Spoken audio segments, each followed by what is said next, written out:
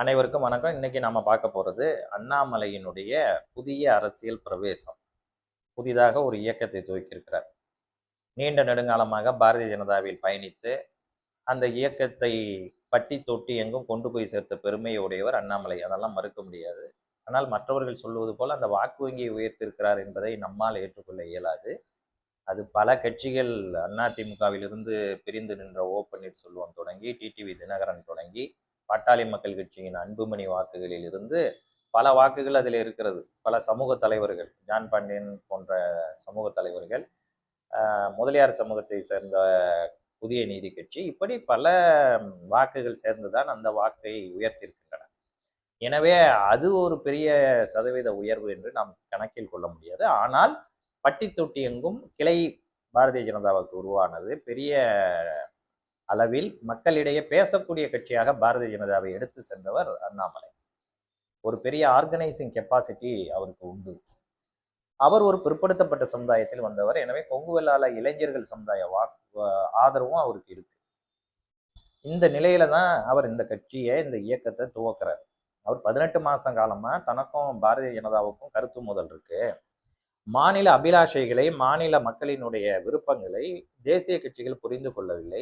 தேசிய கட்சிகளினுடைய மொழி கொள்கை தொடங்கி பல சிக்கலான கொள்கைகளை, கருத்துக்களை மக்களாலும், அதாவது மாநில மக்களாலும் புரிந்து கொள்ள முடியவில்லை என்று அண்ணாமலை குறிப்பிட்டு இந்த இயக்கத்தை துவங்குகிறார்.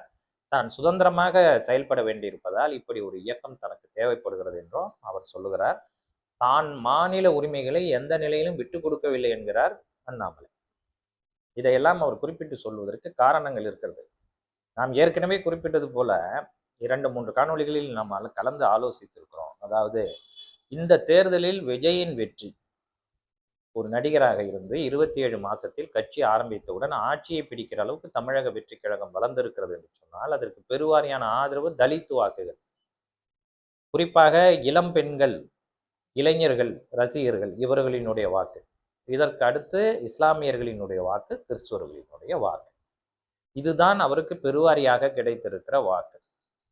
இது இப்பொழுது ஒரு வாக்கு வங்கியாகவே விஜய் தலைமையிலான கூட்டணிக்கு போய் சேர்ந்து விடுமோ என்ற அச்சம் அண்ணாமலை உள்ளிட்ட பல அரசியல் கட்சிகளுக்கு, அரசியல் தலைவர்களுக்கு ஏற்படுவது இயல்பு. காரணம், இதே வாக்குகளை குறிவைத்து அதே வாக்குகளை ஆதரித்து கட்சி நடத்துகிற காங்கிரஸ், இந்திய கம்யூனிஸ்ட், மார்க்சிய கம்யூனிஸ்ட், விடுதலை சிறுத்தைகள், இந்திய யூனியன் முஸ்லிம் லீக், இந்த கட்சிகளும் இப்பொழுது விஜயோடு கூட்டணி அமைத்து விட்டன. 15 ஆண்டு காலமாக இந்த வாக்குகளை குறிவைத்து இந்த வாக்குகள் உடைய கட்சிகளோடு கூட்டணி வைத்திருந்த திமுக இந்த வாக்குகளை பெருவாரியாக இழந்து விட்டது. அந்த வாக்குகளை மீட்பது என்பது அவ்வளவு எளிதானது அல்ல. எனவே மற்ற சமூக வாக்குகள், குறிப்பாக பிற்படுத்தப்பட்ட சமூக வாக்குகள், அதுவும் அதிக எண்ணிக்கையில் இருக்கிற முக்குளத்தூர் சமூகம், கொங்கு வேளாளர் சமூகம், வன்னியர் சமூகம், நாடார் சமூகம், முத்தரையர் சமூகம், நாயக்கர், நாயுடு உள்ளிட்ட வட மாவட்ட மற்றும் மேற்கு மாவட்டங்களில் செறிவாக இருக்கக்கூடிய சமூகங்கள், இந்த பிற்படுத்தப்பட்ட சமூகங்களினுடைய வாக்குகளை எப்படி பெறுவது? இதுதான் அண்ணாமலையினுடைய நோக்கமாக இருக்கிறது.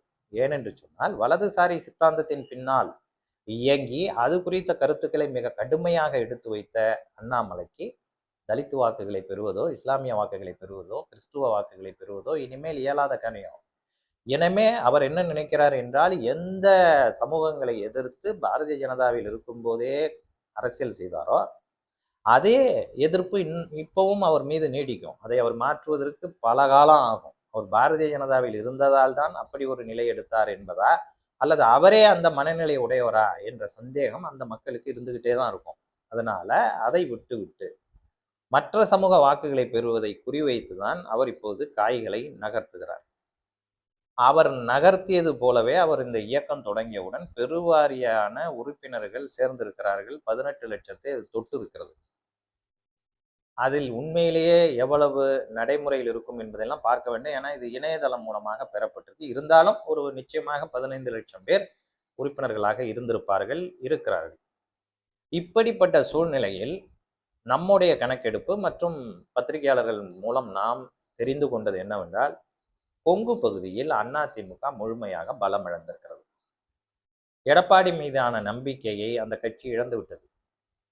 அதனுடைய விளைவுதான் தங்களுடைய சமூகத்தை சார்ந்தவர் முதல்வராக வர வேண்டும் அல்லது எதிர்கட்சி தலைவராவது வந்து விடுவார் என்ற நம்பிக்கையில் கூட கடந்த நாடாளுமன்ற தேர்தலில் வாக்களித்தவர்கள் கூட இந்த சட்டமன்ற தேர்தலில் எடப்பாடிக்கு கொங்கு பகுதியில் அளிக்கவில்லை. கொங்கு வெள்ளாளர்களே அவருக்கு வாக்களிக்கவில்லை. அவர்கள் தமிழக வெற்றிக் கழகத்திற்கு பெருவாரியாகவும் திமுகவுக்கும் வாக்களித்திருக்கிறார்கள், அதிமுகவுக்கும் வாக்களித்திருக்கிறார்கள். அதிமுகவினுடைய அடுத்த கட்ட கொங்கு வெள்ளாள தலைவர்கள், முன்னாள் அமைச்சர்கள், சட்டமன்ற உறுப்பினர்கள், நாடாளுமன்ற உறுப்பினர்களுக்குத்தான் அந்த வாக்குகள் கிடைத்திருக்கிறதே தவிர எடப்பாடிக்குத்தான் கிடைத்திருக்கிறது என்று சொல்ல முடியாது. அந்த நிலை வந்துவிட்டது. மற்ற சமூகங்களில் கேட்கவே வேண்டாம். அவருமே அந்த அதிமுகவை பெருவாரியாக ஆதரிக்கவில்லை. வழக்கமாக அந்த கட்சியிலிருந்து பிரிக்கவே முடியாத தொண்டர்களின் வாக்குகளும் திமுகவுக்கு எதிராக அதிமுக ஆட்சிக்கு வந்துவிடும் என்பது போல் இருந்த நிலை விஜய் வெற்றி பெறுவார் என்று சொல்ல முடியாது. எனவே திமுகவை தோற்கடிக்க வேண்டும் என்ற நிலையில் போடப்பட்ட வாக்குகள் இதுதான் அதிமுகவினுடைய வாக்குகளாக இருக்கிறது. எனவே இந்த வாக்குகளில் இருந்து தெரிந்து கொண்ட அண்ணாமலை பலவீனப்பட்டு நிற்கிற எடப்பாடி வாக்குகளை பெறுவது, அந்த கட்சியில இருக்கிற இளைஞர்களை இருப்பது, அதுவும் இன்னமும் மிச்சம் மீதி இருக்கிற பிற்படுத்தப்பட்ட சமுதாயத்தின் வாக்குகளை பெற்றிருக்கிற எடப்பாடியின் கட்சியை பலவீனப்படுத்தி அந்த இளைஞர்களின் வாக்குகளை பெறுவது என்பதில் முனைந்து அவர் ஓரளவிற்கு அந்த வாக்குகளை திசை திருப்பியிருக்கிறார். அந்த இளைஞர்களின் ஆதரவை பெற்றிருக்கிறார் என்பதுதான் செய்தி. அதிலையும் குறிப்பா முக்குளத்தூர் சமுதாயத்திலேயோ வன்னியர் சமூகத்திலேயோ அவர் பெரிய அளவில் அவர் நினைத்தது போல் மாற்றங்களை ஏற்படுத்த முடியவில்லை. அவருக்கு கிடைத்திருக்கிற ஆதரவில் பெரும்பான்மையான ஆதரவு என்பது கொங்கு வெள்ளாளர் சமூகத்திலிருந்து அதிமுக ஆதரவு வாக்குகளும், ஏற்கனவே பாரதிய ஜனதாவில் இருந்த எல்லா சமுதாய வாக்குகளும், அதுவும் இந்த பிற்படுத்தப்பட்ட நான் சொன்ன வன்னியர், முக்குளத்தூர், கவுண்டர் சமுதாய பாரதிய ஜனதா இளைஞர்களும் இப்பொழுது அந்த வாக்குகளும் அண்ணாமலையை நோக்கி சென்றிருக்கின்றன. இது எவ்வளவு நாட்களுக்கு நீடிக்கும், நிலைக்கும் என்பதையெல்லாம் நாம் பார்க்க வேண்டும்.